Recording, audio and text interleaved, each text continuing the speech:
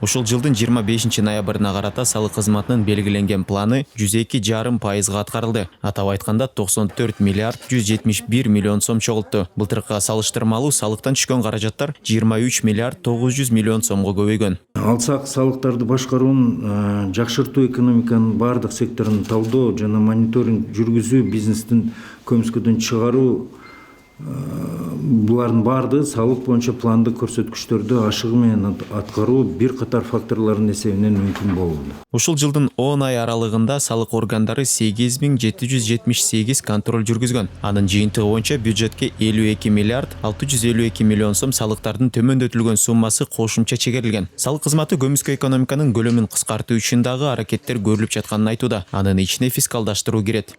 Ар бир товардын эң негизги өндүрүүчүдөн баштап же импорттолгон импортердон баштап акыркы керектөөчүгө чейин жүргүзүлгөн товар жүгүртүүнү байкоого алуу системаларын киргизип атабыз. Ошол эле убакта бүт ишкерлер үчүн жаңы мындай жакшы ыңгайлуу шарт түзүш үчүн бүт фискалдаштырууну алкагында баягындай электрондук патент, электрондук отчет, ушундай салыктык жолжоболордун бардыгын фискалдаштыруу аркылуу биз бир жагынан жеңилдетебиз, экинчи жагынан биз бардыгын байкоо жүргүзүүгө мына азыр комплекстүү иштерди баштап атабыз.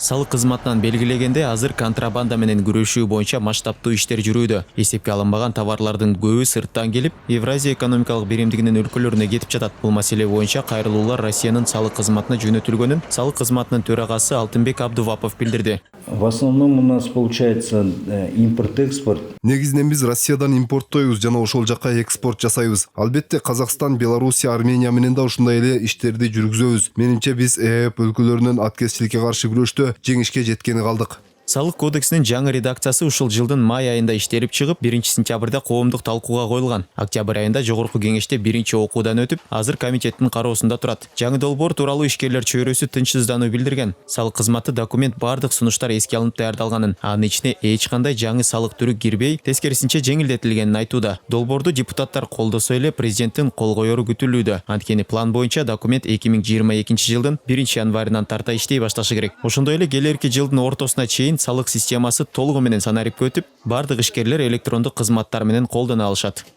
Максат Леспеков, Самат Төлөтакунов, 5 канал.